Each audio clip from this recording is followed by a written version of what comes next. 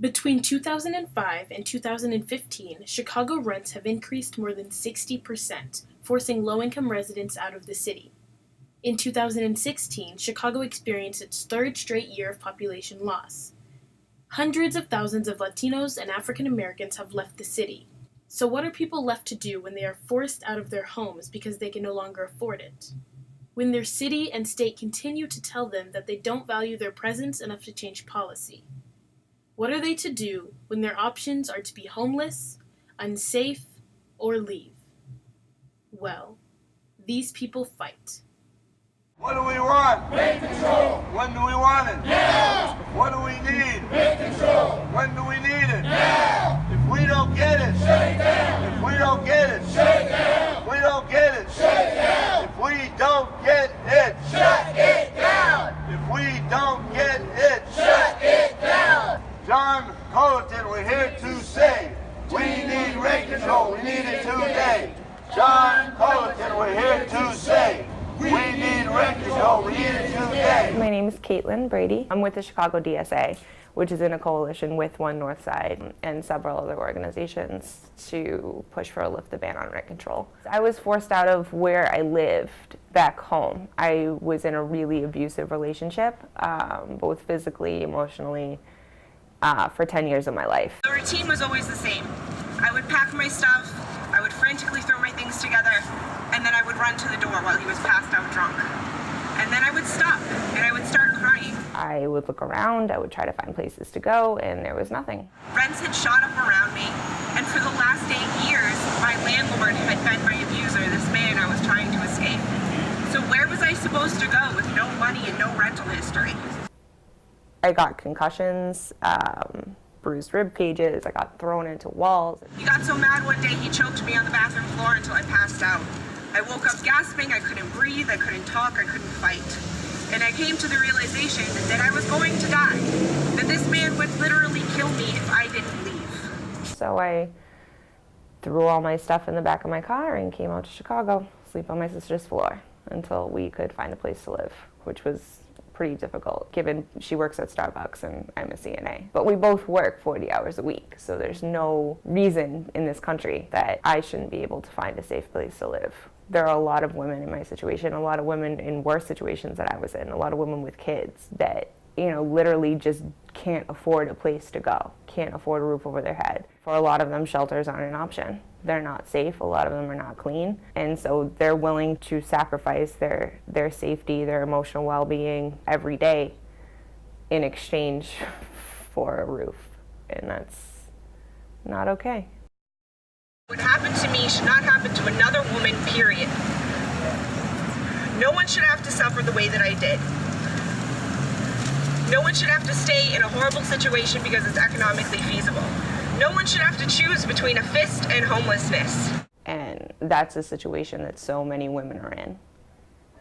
And they don't speak out, and they can't get out. Protect women, protect the vulnerable, and pass rent control now. In 1997, Illinois passed the Rent Control Preemption Act that prohibits enacting, maintaining, or enforcing measures that control rent. Unless the state of Illinois lifts this ban, or the law is overturned in Senate, Chicago cannot enact rent control. This fact is why the Lift the Ban Coalition was formed. My name is Ryan Spangler, and I'm a leader on the affordable housing team with ONE Northside. I've been involved with ONE Northside for probably about 4 years now, and I'm focusing on the rent control campaign. We joined the coalition that was already in existence, the Lift the Ban Coalition, and we started with the referendum campaign. ONE Northside and other organizations in the Lift the Ban Coalition worked to get enough signatures to get a question about rent control on the November ballot in 3 different wards. And they succeeded. In 3 weeks, over 50 volunteers canvassed all 5 neighborhoods of our ward: Albany Park, Irving Park, Avondale, Logan, Sparrow, and Hermosa. We collected signatures to get the rent control referendum question on the ballot in November. We went door to door to talk with hundreds of our neighbors about the cost of rent, and we heard far too many stories of evictions and displacement.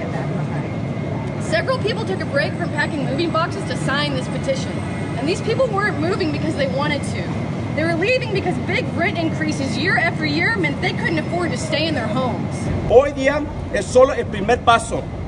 En los próximos meses tocaremos miles de puertas más y este 6 de noviembre saldremos a las urnas para mandar un mensaje fuerte a Springfield. La vivienda es un derecho humano y la barrio no se vende. Gracias y venceremos. Here are the 5,000 petitions. This referendum will be in all of the precincts of Ward 46, 49, and 35.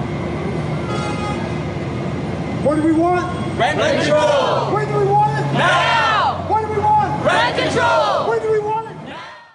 In the months leading up to the November election, ONE Northside and other organizations worked to get out the vote. Hours were spent canvassing, talking to hundreds of people to get them to vote yes to the referendum, and expressing their needs to officials.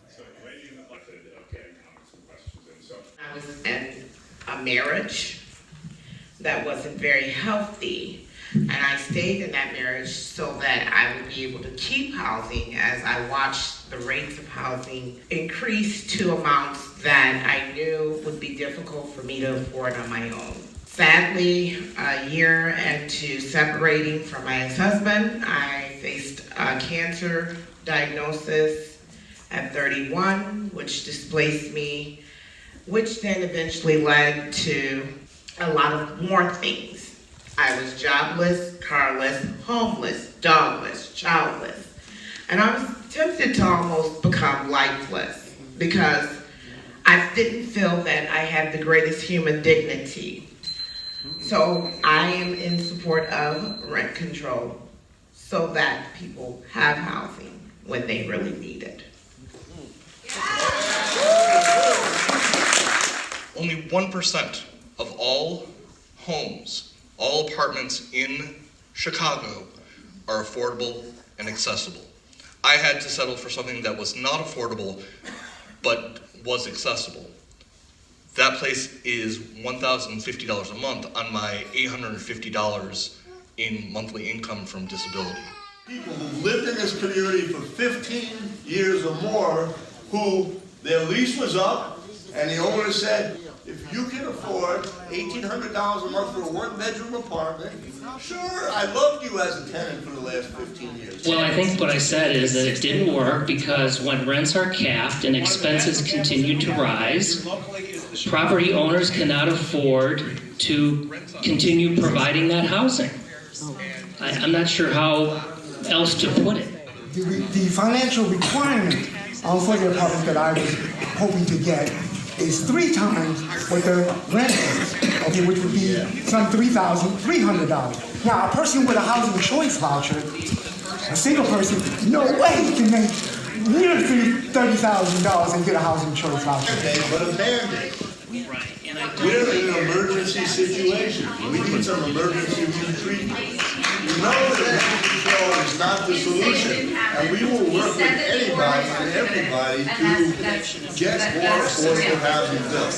But while we're fighting that great fight, we need to stop the bleeding in our community. And Northside residents agreed.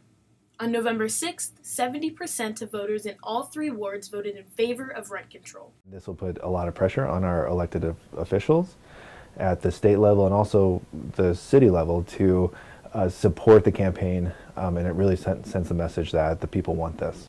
We're celebrating, obviously, the referendum victory. It was a lot of work, and it was many hours of canvassing, and there were a lot of times where we thought we weren't going to get the required number of signatures, and there was a lot of door knocking and getting out the vote, and that's hard work. That was kind of a grind, but it was a necessary grind and a productive one, and we were able to be successful. Housing is fundamentally a human right.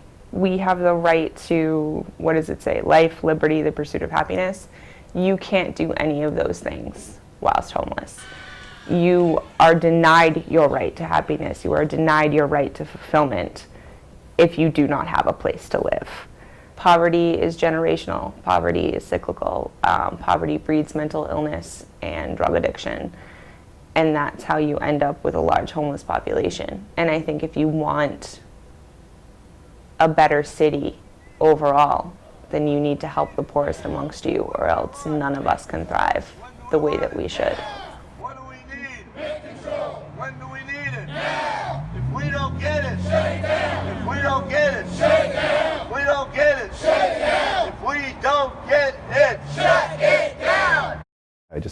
encourage people, if you feel like affordable housing is a human right, to join us and to help us.